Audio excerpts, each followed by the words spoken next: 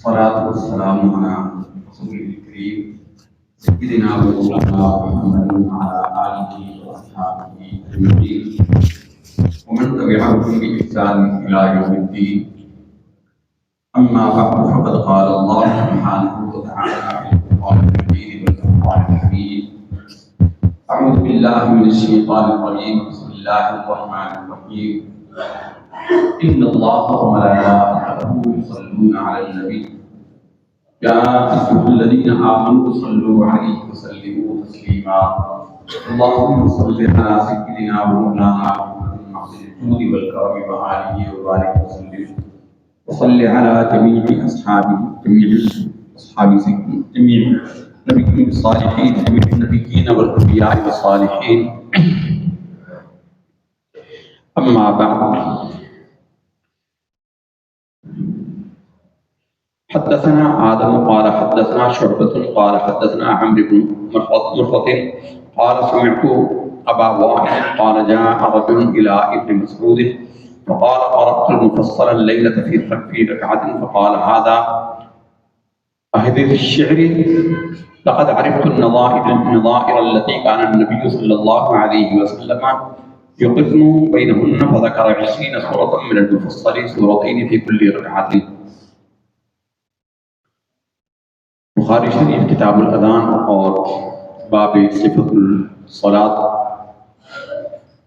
اس میں نماز میں کیسی اور کیا قرات کی جائے اس کے باب میں ہم حدیث تلاوت کر رہے ہیں. پہلی حدیث جو آج ہم نے تلاوت کی ہے اس کو حضرت سیدنا ابو مسعود رضی اللہ تعالی عنہ سے روایت کیا گیا ہے. فرماتے ہیں کہ فقال قرأت المفصل الليلة في ركعة، ایک شخص آیا حضرت عبداللہ ابن مسعود رضی اللہ تعالیٰ عنہ کے پاس اور اس نے کہا کہ میں نے رات کی نماز میں ایک رکعت میں مفصل پڑھی ہے.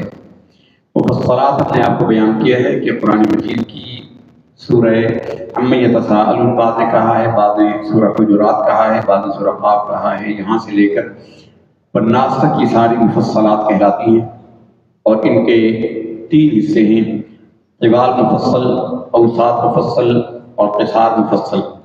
تو ان میں سے کوئی مفصل ایک رکعت میں انہوں نے پڑھی. تو حضرت عبداللہ بن مسعود رضی اللہ تعالی عنہ نے اس پر ناراضی کا اظہار کرتے ہوئے فرمایا کہ کیا تو نے اس کو شعر سمجھ کے پڑھا ہے؟ بے شک میں نبی کریم صلی اللہ علیہ وسلم سے ایسی نظائر تمہارے سامنے بیان کرتا ہوں، ایسی مثالیں کہ آپ صلی اللہ علیہ وسلم نے ان کے درمیان 20 صورتیں مفصلات کی پڑھی ہیں اور ہر رکعت میں آپ صلی اللہ علیہ وسلم نے 2 صورتیں پڑھی ہیں. اس میں مسئلہ یہ بیان کیا جا رہا ہے کہ نماز کی ایک رکعت میں ایک ہی صورت پڑھنا چاہیے، ایک سے زیادہ پڑھنی چاہیے، یا ایک کا حصہ پڑھا جا سکتا ہے، یا ایک کا پہلا حصہ پڑھا جا سکتا ہے، یا ایک کا آخری حصہ پڑھا جا سکتا ہے، یا الٹی کی قراءت کی جا سکتی ہے. اس میں امام بخاری رحمۃ اللہ تعالی علیہ یہ حدیثیں لائے ہیں کہ کہیں سے بھی قرآن شریف پڑھ لیا جائے وہ کفایت کرتا ہے. 2 صورتیں اور 3 صورتیں بھی پڑھنا حدیث سے ثابت ہے. لیکن فقہاء نے اس پر اتفاق کیا ہے کہ فرائض میں ایک رکعت کے اندر ایک ہی صورت پڑھنی چاہیے. 2 پڑھنا مکروہ تنزیہی ہے، 2 صورتیں متصلاً پڑھنا مکروہ تنزیہی ہے، لیکن بہرحال نماز اس کی صحیح ہو جائے گی، اس میں کوئی حرج نہیں ہے. اور حضرت عبداللہ بن مسعود رضی اللہ تعالیٰ عنہ انہوں نے چونکہ جلدی پڑھی، مفصل ایک لفظ آیا ہے تو اس سے اندازہ یہ ہوتا ہے کہ وہ قصار مفصل میں سے ہوگی، چھوٹی صورتوں میں سے. چھوٹی صورتیں سورۃ الضحیٰ سے لے کر والناس تک یہ قصار مفصل کہلاتی ہیں. بعد میں کہا کہ سورۃ زلزال سے لے کر سورہ ناس تک یہ قصار مفصل کہلاتا ہے. تو غالباً ان میں سے انہوں نے پڑھی، تو چونکہ بہت مختصر ہو گئی تو اس سے انہوں نے کہا کہ حضور نبی کریم صلی اللہ علیہ وسلم لمبا کرتے تھے. باب یقرأ فی الاخریین بفاتحۃ الکتاب، آخر کی 2 رکعتوں میں سورہ فاتحہ کی تلاوت کرنا. اس سے پہلے آپ سماعت کر چکے ہیں کہ نماز کی آخری 2 رکعتوں میں حضرت سعد بن ابی وقاص رضی اللہ تعالیٰ عنہ نے فرمایا کہ آخر کی 2 رکعتوں میں قرات نہیں کرتا تھا، اور یہاں ہے کہ آخر کی 2 رکعتوں میں سورہ فاتحہ پڑھی جاتی ہے. تو اس لیے یہ مسئلہ ہے کہ سورہ فاتحہ آخر میں پڑھنا سنت ہے، اچھا ہے قرات کرنا. لیکن اگر کوئی جلدی بھی ہو گاڑی چھوٹ رہی ہو یا کوئی جلدی ہو، یا جیسے ہم نے زیادہ قضا نمازیں جمع ہو جائیں تو ان کو مختصر وقت میں ادا کرنے کے لیے ہم نے بیان کیا کہ آخری 2 رکعتوں میں، یہ مغرب کی 1 رکعت میں وہ قرات نہ کرے، 3 مرتبہ سبحان اللہ کہہ لے، قیام کہہ لے تو وہ کافی ہے۔ اور اس کی اصل وہ حدیث شریف تھی اس میں حضرت سعد بن ابی وقاص رضی اللہ تعالیٰ عنہ نے فرمایا تھا کہ میں آخری 2 رکعتوں میں قرات نہیں کرتا۔ اب یہاں ہے کہ آخری 2 رکعتوں میں یقرأ فی الاخرین بفاتحۃ الکتاب، آخر کی 2 رکعتوں میں سورہ فاتحہ کی تلاوت کرنا۔ حدثنا موسیٰ بن اسماعیل قال حدثنا حمام عن یحیی عن عبد اللہ بن ابی قتادہ عن ابیہ ان النبی صلی اللہ علیہ وسلم كان يقرأ في الظهر في الأوليين بأم الكتاب بسورتين وفي الركعتين الأخريين بأم الكتاب ويسمعون الآية ويطول في الركعة الأولى ما لا يطيل في الركعة الثانية وهكذا في العصر وهكذا في الصبح۔ حضرت عبداللہ بن ابی قتادہ اپنے والد سے انصاری ہیں، فرماتے ہیں کہ نبی کریم صلی اللہ علیہ وسلم ظہر کی نماز میں پہلی 2 رکعتوں میں ام الکتاب یعنی سورہ فاتحہ کی تلاوت کرتے تھے اور 2 سورتیں پڑھتے تھے۔ پہلی رکعت میں 2 سورتیں پڑھتے تھے، اور پھر رکعتین الاخرین، اور آخری 2 رکعتوں میں ام الکتاب کے ساتھ بھی 2 سورتیں پڑھتے تھے، اور پھر رکعتین الاخرین آخری 2 رکعتوں میں صرف سورہ فاتحہ پڑھتے تھے۔ وَيُسْمِعُونَ الْآيَةَ، اور آپ صلی اللہ علیہ وسلم ہمیں آیت سنا دیتے تھے کبھی کبھی، یعنی آخری 2 رکعتوں میں چونکہ قرات سری ہوتی ہے، خاموشی ہوتی ہے، تو آپ صلی اللہ علیہ وسلم ذرا اونچی آواز سے تلاوت کر کے کوئی آیت سنا دیتے تھے تاکہ لوگوں کو پتہ چل جائے کہ سرکار کیا پڑھ رہے ہیں۔ وَيُطَوِّلُ فِي الرَّكْعَةِ الْأُولَىٰ مَا لَا يَطِيلُ فِي الرَّكْعَةِ الثَّانِيَةِ، اور آپ صلی اللہ علیہ وسلم دوسری رکعت کو اتنا لمبا نہیں کرتے تھے جتنی پہلی رکعت ہوتی، یعنی پہلی رکعت قدر طویل ہوتی تھی، دوسری اس سے تھوڑی سی کم ہوتی تھی۔ وَهَكَذَا فِي الْعَصْرِ، ایسا ہی آپ صلی اللہ علیہ وسلم عصر میں کرتے تھے۔ وَهَكَذَا فِي الصُّبْحِ، اور آپ صلی اللہ علیہ وسلم صبح کی نماز میں بھی ایسا ہی کرتے تھے۔ تو مستحب یہی ہے، اولا یہی ہے کہ پہلی رکعت میں قدر طویل قرات ہو، چاہے منفرد پڑھے یا امام پڑھے، اور دوسری رکعت قدر اس میں مختصر ہو۔ لیکن تراویح میں جب قرآن مجید پڑھا جاتا ہے تو اس میں کئی مرتبہ یہ ترتیب ایسی رہتی نہیں ہے، بالخصوص آخری سپارے کے اندر جب ایسی رکعتیں آتی ہیں تو اس میں سورہ ناس تک، سورہ فیل سے لے کر 9 رکعتیں بنتی ہیں، اس میں 10 سورتیں ہیں لیکن 9، تو اس میں پھر جو ہے وہ پہلی رکعت میں سورہ کوثر آ جاتی ہے، انا اعطیناک الکوثر، اور دوسری رکعت میں قل یا ایھا الکافرون آ جاتی ہے۔ تو ایسا کرنا خدا نخواستہ ناجائز نہیں ہے، مستحب یہی ہے، اولا یہی ہے، پسندیدہ یہی ہے کہ پہلی رکعت پڑھی ہونی چاہیے۔ حدثنا قتيبة قال حدثنا جرير عن الأعمش عن عمارة بن عمير عن أبي معمر قال قلنا لخباب أكان رسول الله صلى الله عليه وسلم يقرأ في الظهر والعصر؟ قال نعم۔ قلنا من أين علمت؟ قال باضطراب لحيته۔ یہ پہلے حدیث میں گزر چکی ہے۔ پوچھا گیا کہ رسول اللہ صلی اللہ علیہ وسلم ظہر اور عصر میں نماز پڑھتے یعنی قرات کرتے تھے؟ تو حضرت خباب بن عرط نے فرمایا کہ ہاں آپ کرتے تھے۔ پوچھا کہ اس میں چونکہ اونچی آواز نہیں ہوتی تو آپ نے کیسے سمجھا کہ حضور اس میں کچھ پڑھ رہے ہیں؟ تو انہوں نے کہا کہ حضور نبی کریم صلی اللہ علیہ وسلم کی ریش مبارک کو ہلتا ہوا دیکھ کر سمجھ لیتے تھے کہ آپ کچھ پڑھ رہے ہیں، کیونکہ امام کے دائیں بائیں جو لوگ کھڑے ہوں اگر وہ امام کے چہرے کی طرف نظر کریں تو امام کے چہرے کی حرکت ان کو نظر آ جاتی ہے۔ باب اذا اسمع الامام الآیہ، جب امام کوئی آیت سنائے۔ حدثنا محمد بن یوسف قال حدثنا الاوزاعی قال حدثنا یحییٰ ابن ابی کثیر قال حدثني عبد الله ابن ابی قتادہ عن ابیہ ان النبی صلی اللہ علیہ وسلم كان يقرأ بأم الكتاب وسورة معها في الركعتين الأوليين من صلاة الظهر وصلاة العصر ويسمعنا الآية احيانا وكان يطيل في الركعة الأولى۔ وہی پہلے حدیث جو آپ سماعت کر چکے ہیں۔ ظہر و عصر کی پہلی رکعتوں میں آپ صلی اللہ علیہ وسلم قرآن مجید کی تلاوت کرتے اور ان کے ساتھ کوئی سورت ملاتے تھے۔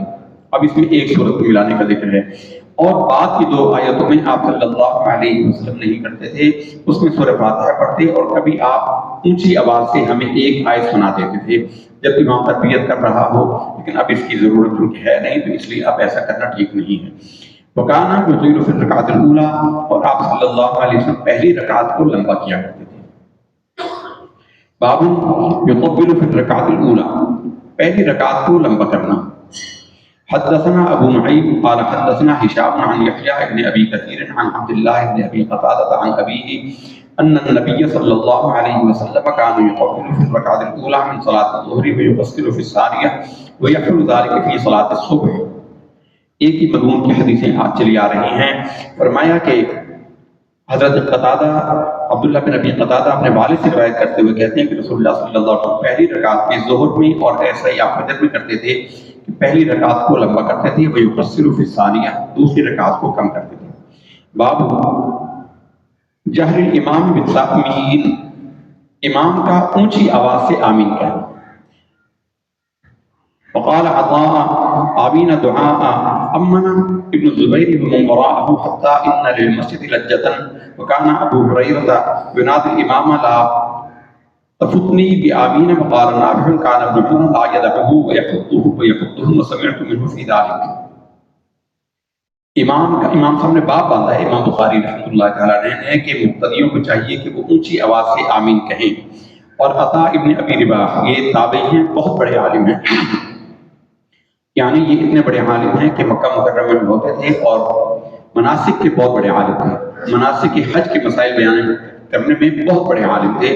عبداللہ بن عمر رضی اللہ تعالیٰ عنہما ایک مرتبہ مکہ مکرمہ تشریف لائے تو لوگ ان کے گرد جمع ہو گئے اور مسائل حج پوچھنے لگے، تو انہوں نے عطا ابن ابی رباح کی محفل کو دیکھا تھا تو انہوں نے کہا کہ عطا کے ہوتے ہوئے تم میرے پاس آ رہے ہو، یعنی یہ اتنے بڑے امام ہیں اور امام اعظم ابو حنیفہ کے اساتذہ میں ہیں۔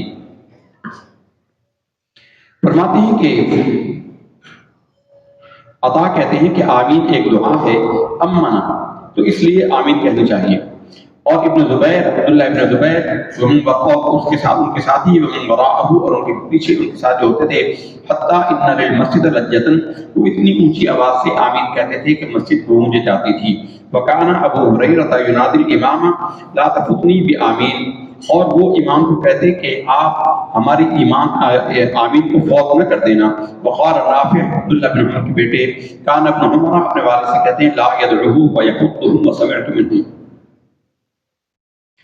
وہ نافع عبداللہ بن عمر سے کہتے ہیں کہ انہوں نے کبھی نہیں چھوڑا آمین کہنا اور میں اس کو سنتا تھا۔ اچھا، یہ جو امام صاحب اپنے عنوان میں حدیثیں باندھتے ہیں، ہم نے آغاز میں اس کی وضاحت کر دی تھی آپ کو کہ امام صاحب یہ جو اپنے عنوان میں اپنے دلائل کے حق میں وہ حدیثیں لاتے ہیں اس کی سند بیان نہیں کرتے، یعنی یہ حدیثیں معروف ہوتی ہیں، ہم یہ نہیں کہہ رہے خدا نخواستہ کہ وہ غلط ہوتی ہیں، لیکن اس میں امام صاحب سند بیان نہیں کرتے، یعنی یہ امام صاحب کی طرف سے حدیث بیان نہیں کی گئی، بیان وہ آگے کریں گے۔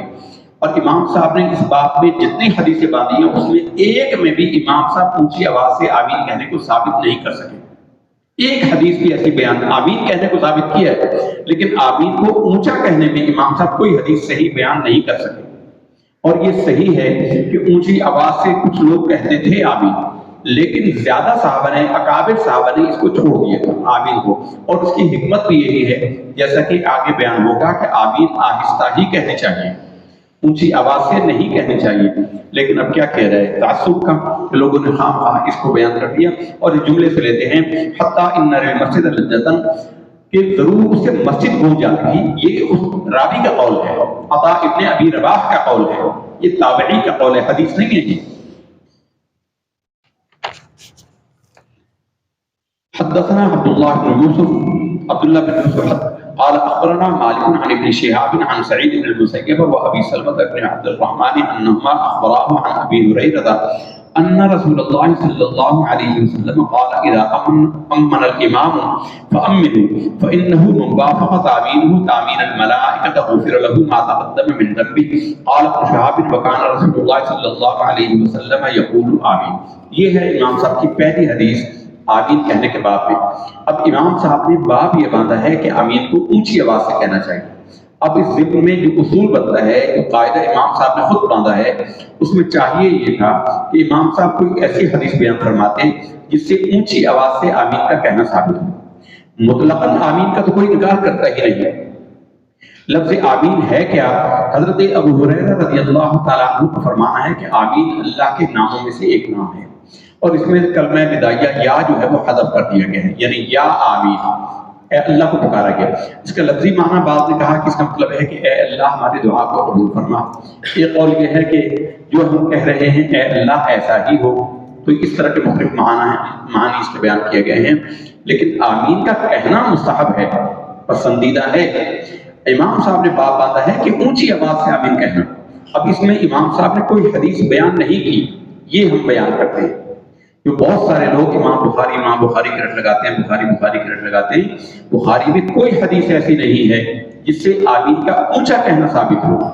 وہ جو پیچھے قول گزرا ہے وہ نام حضرت عطا ابن ابی رباح کا ہے وہ، اور وہ تابعی ہے، اور انہوں نے دیکھا، اور کچھ صحابہ کہتے تھے، ہم اس کا مطلقاً انکار نہیں کر رہے، لیکن اکابر صحابہ نے اونچی آواز سے آمین کہنا ترک کر دیا تھا، اور حدیث کا یہ جو مضمون ابھی ہم نے پڑھی ہے اس کا مضمون ہی یہ دلالت کر رہا ہے کہ آمین آہستہ کہنی چاہیے۔ ابو ہریرہ کہتے ہیں کہ رسول اللہ صلی اللہ علیہ وسلم نے فرمایا اذا امن الامام، امام جب آمین کہے فامنوا، تو تم بھی آمین کہو۔ ہم بھی آمین کہتے ہیں، امام بھی آمین کہتا ہے۔ فإنه موافقت آمینہ تامین الملائکۃ، پھر جس کی آمین موافق ہو گئی فرشتوں کے آمین کے، یعنی جس کی آمین فرشتوں کی آمین کہنے کے موافق ہو گئی، غفر له ما تقدم من ذنبہ، اس کے پہلے کے سارے گناہ معاف کر دیے جاتے ہیں۔ قال ابن شہاب وکان رسول اللہ صلی اللہ علیہ وسلم یقول آمین، اور ابن شہاب کہتے ہیں کہ رسول اللہ صلی اللہ علیہ وسلم آمین کہا کرتے تھے۔ پوری حدیث شریف آپ نے سنی ہے، کہیں بھی آمین کو اونچی آواز سے جہر کے ساتھ کہنا بیان نہیں ہوا۔ آمین کے تلفظ میں اختلاف میں یعنی مختلف طریقے ہیں، آمین کہنا بھی، آمین کہنا بھی، اور آمین میم کی شد کے ساتھ کہنا، یہ تین طریقوں سے اس کا پڑھنا چاہیے۔ یعنی آمین جیسے ہم کہہ دیتے ہیں آمین ایسا، اور آمین اس طرح کہنا، یہ تینوں طریقے جائز ہیں، لیکن اونچی آواز سے کہنا ثابت نہیں ہے، اس حدیث میں اونچی آواز سے نہیں ہے۔ اب یہاں حدیث میں یہ بیان ہوا ہے کہ جس کی آمین فرشتوں کی آمین کے موافق ہو گئی، اس کے پہلے گناہ معاف ہو گئے۔ اب یہاں سوال پیدا ہوتا ہے کہ فرشتوں کی موافقت میں آمین کس کی ہوگی؟ اگر تو محل کی بات کی جائے، موقع کی بات کی جائے، تو والضالین کے بعد آمین ہوتی ہے۔ والضالین جب پڑھ لیا جائے، سورہ فاتحہ کے آخری آیت کا آخری حصہ والضالین پڑھ لیا جائے، تو یہ محل آمین ہے۔ آمین کہنے کا محل موقع یہی ہے، اسی موقع پر پڑھا جاتا ہے۔ اب رہا یہ کہ فرشتوں کی موافقت، تو بھائی جو بھی اس طریقے پر پڑھے گا اس موقع پر فرشتوں کی موافقت ہو جائے گی۔ اب کس چیز میں موافقت نہیں بچتی؟ وہ یہ ہے کہ فرشتے اونچی آواز سے آمین نہیں کہتے، فرشتوں کی آمین کوئی اور سنتا نہیں ہے، تو اس سے ثابت یہ ہوا کہ فرشتے آہستہ کہتے ہیں، تو ہمیں بھی آہستہ کہنی چاہیے۔ جو آہستہ آمین کہے گا اس کی آمین موافقت کرے گی فرشتوں سے، تو اس کے لیے یہ خوشخبری ہے کہ جو آہستہ آواز میں آمین کہے اس کی آمین فرشتوں سے موافق ہو گئی، اور اللہ تعالیٰ اس کے گناہوں کو معاف کرے گا۔ فرشتوں کی آواز کوئی نہیں سنتا۔ فرشتے کون سے ہیں؟ اس میں مختلف اقوال ہیں۔ بعض نے کہا کہ کرامن کاتبین ہیں، بعض نے کہا کہ اللہ تعالیٰ نے اس جماعت پر جو فرشتے مقرر کیے ہوتے ہیں جہاں وہ پڑھا جا رہا ہے صرف وہ ہیں، بعض نے کہا کہ کل آسمان و زمین کے فرشتے۔ بہرحال اللہ اس کو بہتر جانتا ہے، اس کی صراحت نہیں ہے۔ اتنا ہے کہ فرشتوں کی موافقت جس کی آمین میں ہو گئی، اور فرشتوں کی موافقت آہستہ کہنے میں ہو سکتی ہے، اونچے کہنے میں نہیں ہو سکتی، کہ فرشتے تو اونچی آمین کہتے ہی نہیں۔ کسی نے سنا ہو تو بتائے۔ تو جب اونچی آواز سے فرشتوں کی موافقت نہیں ہو سکتی تو محل تو ہے ہی یہی، پھر تو چاہیے تھا کہ اونچا کہے یا آہستہ ہر ایک کی ہو۔ اونچی آواز فرشتوں کے لیے صرف آواز کا فرق رہ جاتا ہے، فرشتوں میں اور ہماری آمین میں آواز کا فرق رہ جاتا ہے۔ تو اونچی آواز فرشتوں کی ہے یا آہستہ ہے؟ آہستہ ہے۔ تو جو آہستہ کہتے ہیں ان کی آمین موافقت رکھتی ہے فرشتوں کی آمین کے ساتھ، اور انشاءاللہ تعالی اللہ کے حبیب صلی اللہ علیہ وسلم کی خوشخبری کا وہ مصداق ہوگا جو آہستہ آواز میں فرشتوں کی موافقت کرتے ہوئے آمین کہتا ہے۔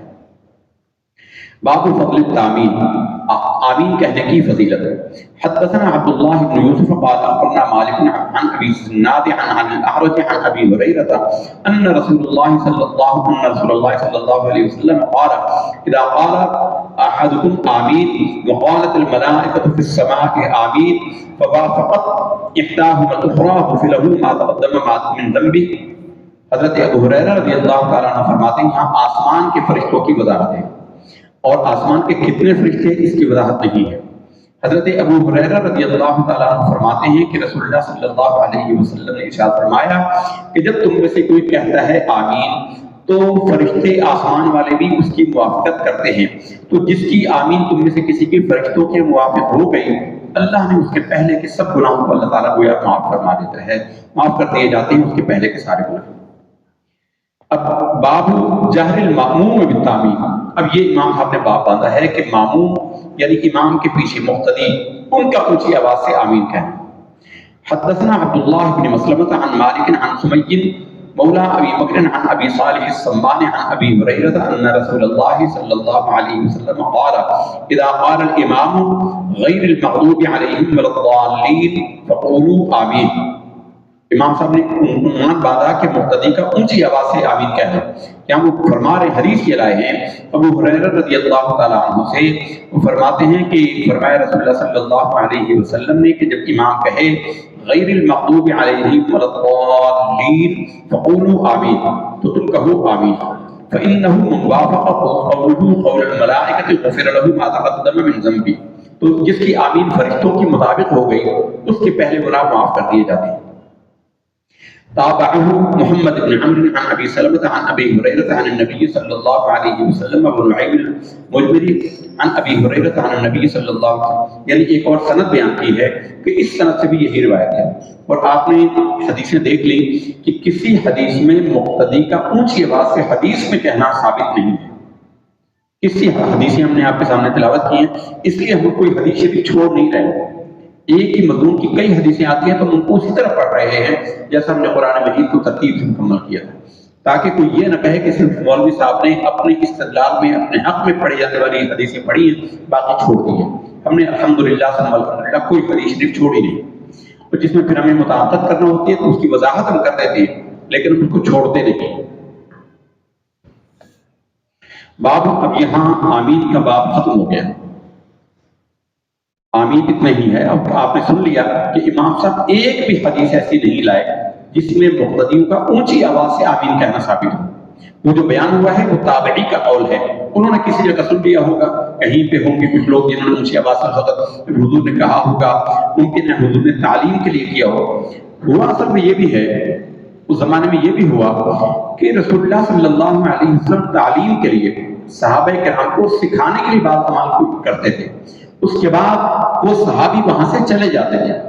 اب وہ دور جا کے اپنے علاقے میں جب گئے تو انہوں نے ویسا ہی کیا جیسا حضور کو کرتے دیکھا، تو ان کو بعد میں حضور کے اس عمل کے منسوخی کا پتہ نہیں چلتا، یعنی ان صحابی کے دوبارہ حضور سے ملاقات ہوئی نہیں، یا ایسے وقت میں آئے کہ نماز کا وقت نہیں تھا، انہوں نے حضور کے پیچھے نماز نہیں پڑھی، یہ جہری نماز نہیں پڑھی، اونچی آواز کی قرات والی نماز نہیں پڑھی، تو ان کو پتہ ہی نہیں چلا کہ حضور نے اونچی آواز سے آمین کہی، یہ چھوڑ دی یا کیا کیا۔ تو انہوں نے چونکہ وہ پہلا واقعہ دیکھا تھا اسی پر وہ عمل کرتے گئے، تو ایسے صحابہ نے کہیں پڑھی ہوگی، ہم اس کا انکار نہیں کرتے، عطاء بن ابی رباح کے بہت بڑے عالم ہیں، لیکن کسی حدیث سے، بخاری حدیث کی کتاب ہے، امام بخاری حدیث میں معروف ہے، اور حدیث میں ایک بھی حدیث آپ نے ثابت نہیں کی بیان فرمائی جس میں بیان کیا گیا ہو کہ رسول اللہ صلی اللہ علیہ وسلم یا مقتدی کسی نے بھی اونچی آواز سے آمین کہی۔ کہ آج کے ہمارے زمانے میں فتنے بہت پھیلے ہوئے نا، تو اس لیے فطروں میں، اور عقل یہ کہتی ہے کہ آمین آہستہ ہی ہونی چاہیے۔ حدیث کا جو مفاد ہے، جو فائدہ نکلتا ہے حدیث کے مضمون سے، جو استفاد ہوتا ہے، وہ یہ ہے کہ فرشتوں کی موافقت کس کی ہوگی؟ موقع کے لحاظ سے تو آمین وہی کہنا ہے، فرشتوں نے اسی وقت نہیں کہنا ہے جب امام پڑھے گا غیر المغضوب علیہم ولا الضالین۔ موقع یہی ہے، مقتدی بھی یہی کہیں گے آمین، فرشتے بھی یہی کہیں گے آمین، یہ نکیرین بھی یہی کہیں گے آمین، محل یہی ہے، محل میں موافقت ہو گئی، لیکن آمین کہنے میں موافقت کیسی ہوگی کہ فرشتوں کی آواز ہم نہیں سنتے تو ہماری آواز بھی کوئی نہ سنے، ایسی آواز بھی کہنی چاہیے۔ یہ فیشن بن گیا، جو 4 دن وہاں سے ہو کے آ جاتے ہیں مکہ مدینہ سے، طیبہ سے، تو وہ آ کر وہ نئے موحد اور نئے دین کا پیروکار بن جاتے ہیں، اور وہ سمجھتے ہیں کہ ساری امت غلط کرتی آ رہی ہے 1400 سال سے، تو یہ غلط ہے، ان کا عقل اور ان کا فہم اس پر نہیں ہے۔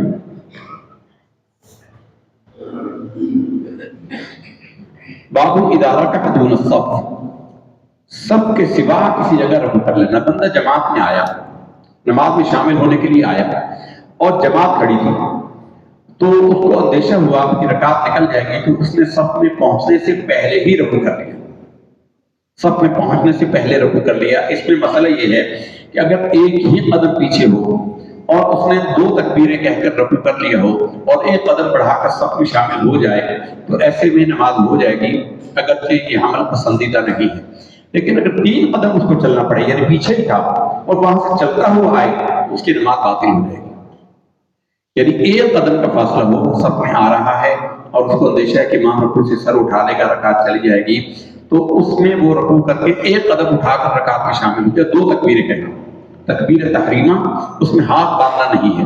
امام کو رکوع میں پائے تو اللہ اکبر کہہ کے ہاتھ باندھنا قیام میں سے ضروری نہیں ہے، پہلی تکبیر تحریمہ کہنا ضروری ہے اور پھر دوبارہ اللہ اکبر کہہ کے رکوع میں شامل ہو جائے، طریقہ یہ ہے۔ لیکن اب وہ آیا اور اس نے دیکھا کہ امام رکوع میں ہے کچھ دیر پہلے سے، اور اس کو اندیشہ ہے کہ وہ رکعت تک پہنچے گا، رکوع میں پہنچے گا تو امام رکوع سے سر اٹھا لے گا، تو اس کی رکعت نکل جائے گی۔ تو اس نے جماعت کے اندر شامل ہونے کے شوق میں 1 مرتبہ اللہ اکبر کہا، 2 مرتبہ کہا اور رکوع میں چلا گیا اور ایک قدم اٹھا کر وہ رکوع میں آگے صف میں شامل ہو گیا۔ نماز ایسا کرنا ہے مکروہ، لیکن باہر اس کی رکعت ہو جائے گی، نماز اس کی ہو جائے گی۔ لیکن اگر 3 قدم یا اس سے زیادہ ہو گئے تو پھر اس کی نماز باطل ہوگی، نماز ہوگی ہی نہیں۔ 2 قدم پر مختلف اقوال ہیں کہ 2 قدم اٹھائے تو کیا ہے، مکروہ تحریمی تو ہے ہی ہے، لیکن اس کی نماز ہوگی یا نہیں، تو ایسے انسان کو کرنا نہیں چاہیے۔ پہلی تکبیر کے بعد ہاتھ باندھنا ضروری نہیں ہے، ہاتھ باندھنا اس وقت ہوتا ہے جب انسان نے قرات کرنی ہو۔ جب قرات نہیں کرنی، اللہ اکبر کہہ کے قیام کرے اور دوسری تکبیر کہہ کے رکوع میں چلا جائے بغیر کچھ پڑھے، اس کا فرض ادا ہو گیا، اس کو رکعت مل گئی۔ اسی میں ہم نے گزشتہ نشست میں یہ بیان کیا تھا کہ سورہ فاتحہ کا پڑھنا فرض نہیں ہے، جیسا کہ بہت سارے حضرات کہتے ہیں۔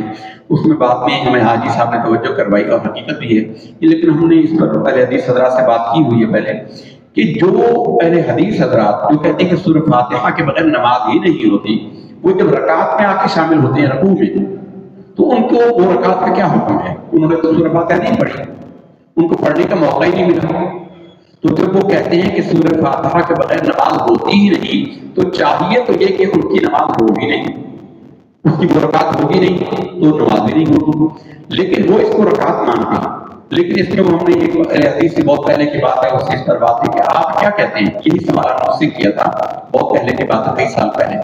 اس نے کہا کہ اس میں ہمارے علماء میں اضطراب ہے، انہوں نے کہا ہمارے علماء میں اضطراب ہے، بعض کہتے ہیں کہ جو رکوع میں شامل ہوا سورہ فاتحہ نہیں پڑھی اس کی نماز ہوتی ہی نہیں، اس کی وہ رکعت نہیں ہوگی، وہ امام کی ابتدا کرے گا اور آخر میں اس رکعت کو پڑھے گا، اور زیادہ علماء یہ کہتے ہیں کہ نہیں وہ رکعت ہو جائے گی پوری اس کی۔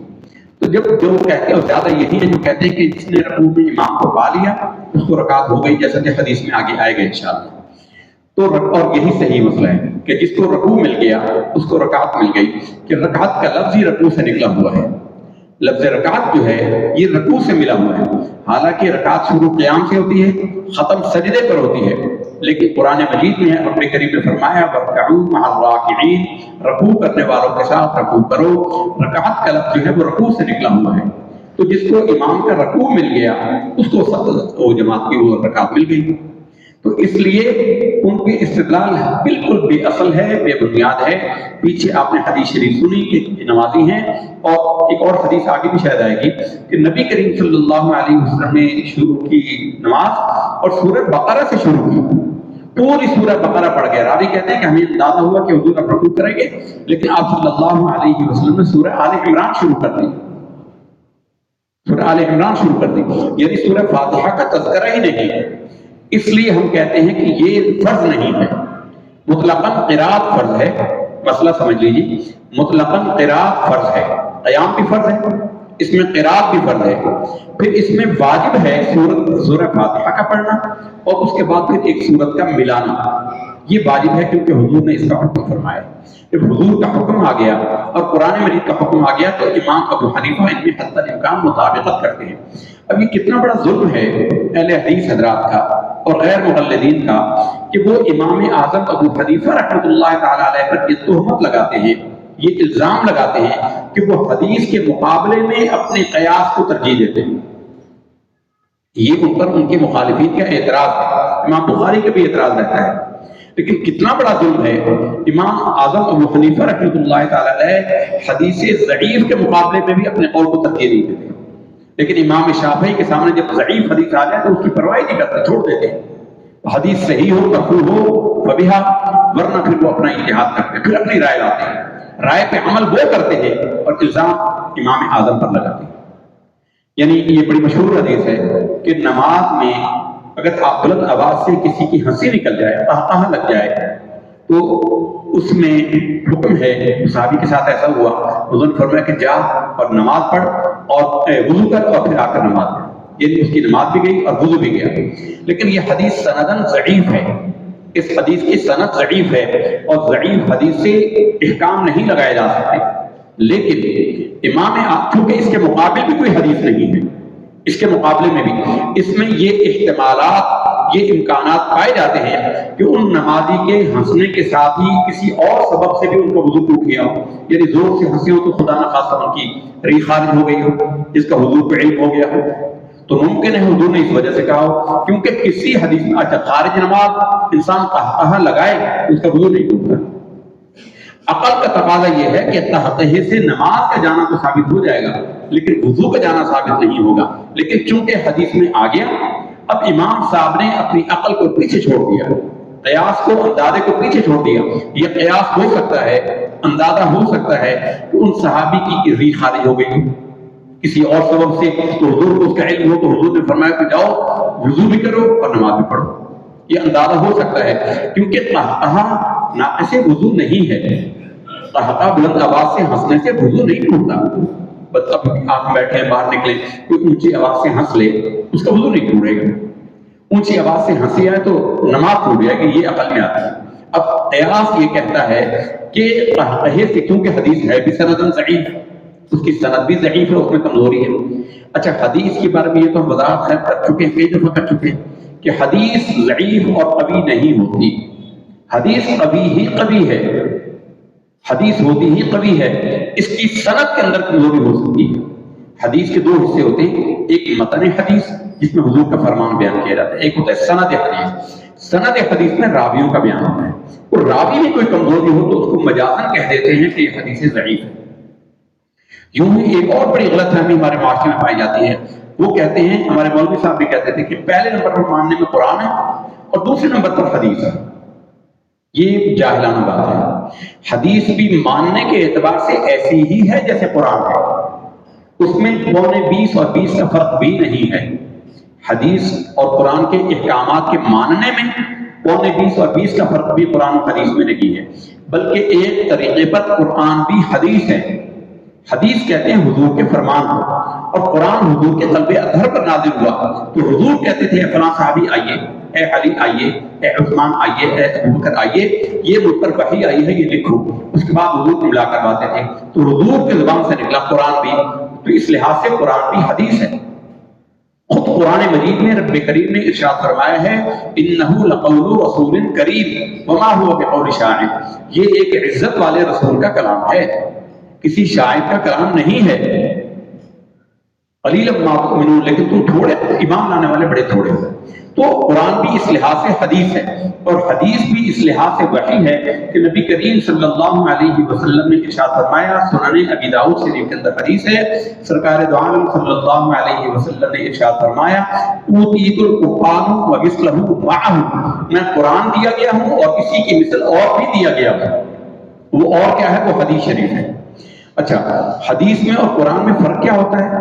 فرق یہ ہوتا ہے کہ حدیث کے حدیث ہونے کو ثابت کرنا پڑتا ہے. یعنی حدیث ٹیکنیکل چیز ہے کہ راویوں کے احوال بیان کرو کہ یہ راوی واقعی سارے سچے ہیں، متصل السند ہیں، بھولے تو نہیں ہیں، اور قرآن اور اسلام کے بنیادی اصولوں سے مخالف تو نہیں ہیں، ٹکراتے تو نہیں. تو پھر اس کے بعد جب حدیث کا حدیث ہونا ثابت ہو جائے تو اس میں، اس کے عمل میں اور قرآن پر عمل کرنے میں ذرا سا بھی فرق جو کرے گا وہ کافر ہو جائے گا. یہ یاد رکھیے. یہ کہنا کہ پہلے نمبر پر قرآن ہے دوسرے نمبر پر حدیث ہے، یہ بات نہیں. حدیث کا حدیث ہونا ثابت کرنا پڑے گا. قرآن کے لیے یہ نہیں ہے، کیونکہ قرآن تواتر سے ثابت ہے. روزانہ ہزاروں کروڑوں لاکھوں لوگ اس کی تلاوت کرتے ہیں، حفاظ دنیا بھر میں لاکھوں اس کی زبانی تلاوت کرتے ہیں.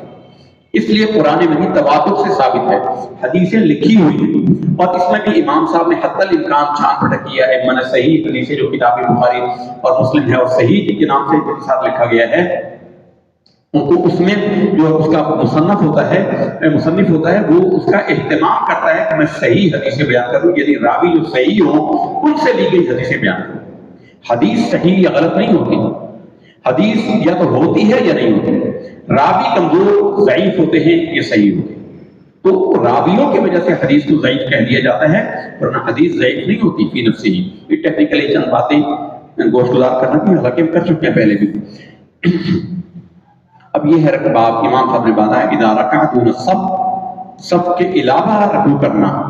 حدثنا موسى بن اسماعیل قال حدثنا حمام عن الاعلم وهو زياد عن الحسن عن ابي بكر انه انتهى الى النبي صلى الله عليه وسلم وهو راكع فركع قبل ان يصلي الى الصف فذكر ذلك للنبي صلى الله عليه وسلم فقال زادك الله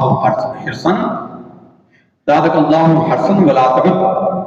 حضرت ابو بکرہ کہتے ہیں کہ وہ نبی کریم صلی اللہ علیہ وسلم پیچھے نماز پڑھنے کے لیے پہنچے تو آپ صلی اللہ علیہ وسلم رکوع میں تھے، تو وہ رکوع میں پہنچنے، رکعت میں پہنچنے سے پہلے، صف میں پہنچنے سے پہلے انہوں نے رکوع کر لیا اور اس کے بعد نماز مکمل کی، اور نبی کریم صلی اللہ علیہ وسلم سے اس کا ذکر کیا کہ یا رسول اللہ میں نے ایسا کیا، تو آپ صلی اللہ علیہ وسلم نے کہا کہ اللہ تعالیٰ تیرے شوق کو اور زیادہ کرے، اللہ تعالیٰ اس تیری چاہت کو اور زیادہ کرے نماز میں پہنچنے کی، ولا تعد، لیکن آئندہ ایسا نہ کرنا۔ اس حدیث میں یہ ذکر نہیں ہے کہ کتنے قدم چلے، کہ فقہاء نے اس کی مقدار معین کی ہے، وہ حضور نے اس کو منع کیا۔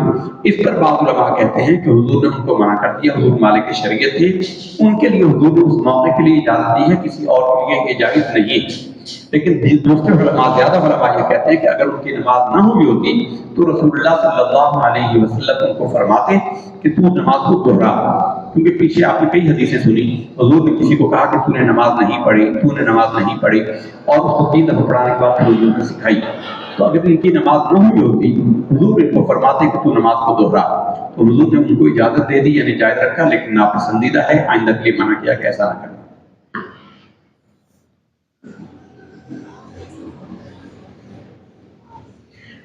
باب اتمام التکبیر فی الرکوع قال ابن عباس عن النبی صلی اللہ علیہ وسلم فی مالک بن الحویرث،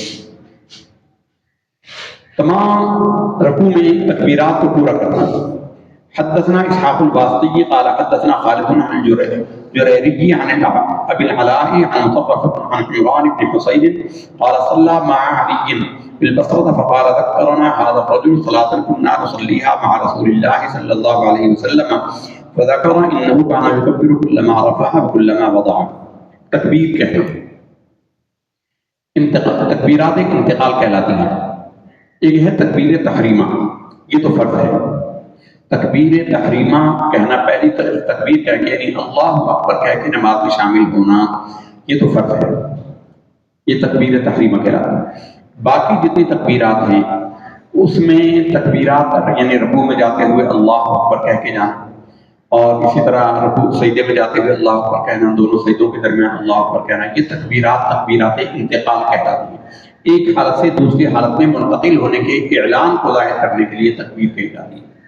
تو یہ تکبیرات کہنا، یہ اونچی آواز سے کہنا، یہ مستحب ہے، اونچی آواز سے کہنا مستحب ہے، امام کو بھی مقتدیوں کو بھی، یعنی اگر کوئی اونچی آواز سے نہ کہے تو بھی اس کی نماز صحیح ہوگی، کہے سے تکبیر کہے لیکن آہستہ آواز سے کہے تو ہو جائے گی، لیکن مقتدیوں کو اطلاع کرنے کے لیے خاص طور پر سجدے میں جب ہو گیا، سجدے سے سر اٹھایا، اگر امام اونچی آواز سے نہیں کہے گا تو لوگوں کو پتہ ہی نہیں چلے گا، اس لیے اونچی آواز سے تکبیر امام کو کہنا ہی چاہیے۔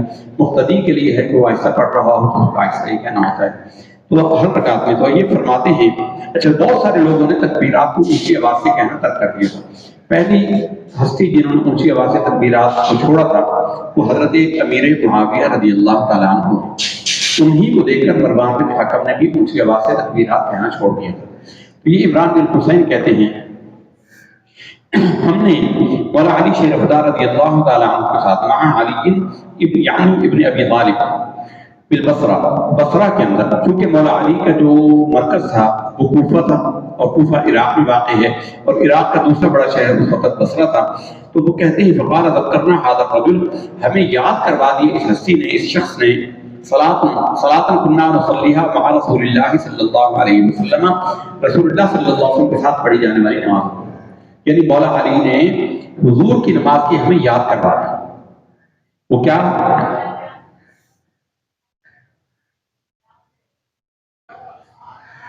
فذكر انه نصليها مع رسول الله صلى الله عليه وسلم فذكر انه كان يكبر كلما رفع وكلما وضع، کہ انہوں نے ہر مرتبہ سر جھکاتے ہوئے، سر اٹھاتے ہوئے تکبیر کہی ہے، یعنی اونچی آواز سے تکبیر کہی. ہم نے بیان کیا کہ حضرت سیدنا امیر معاویہ رضی اللہ تعالیٰ عنہ نے اونچی آواز سے تکبیر کہنے کو چھوڑ دیا تھا، آہستہ کہہ دیتے تھے، مثلا مجتہد تھے، عالم تھے تو وہ کرتے تھے. تو ان کا دیکھا دیکھی پھر مروان بن حکم نے بھی اور دیگر بنو امیہ کے حکمرانوں بھی اس کو چھوڑ دیا تھا، ان کے علاقے میں اتنے گورنر تھے انہوں نے بھی چھوڑ دیا تھا. مولا علی شیر خدا رضی اللہ تعالیٰ عنہ نے حضور ہی کے طریقے پر نماز پڑھائی. اس کے اقرار میں حسین کہتے ہیں کہ انہوں نے ہر جگہ پر جو ہے وہ تکبیر بلند آواز سے کہی، تو ہمیں گویا حضور کے زمانے کی نماز یاد آ گئی. اس کا مطلب یہ بھی ہوا کہ حضور نبی کریم صلی اللہ علیہ وسلم کے زمانے میں ہر حکم میں اونچی آواز سے تکبیر کہی جاتی. اللہ رب العزت سے دعا ہے کہ احادیث صحیحہ کی معرفت سے ہمارے دلوں کو منور فرمائے.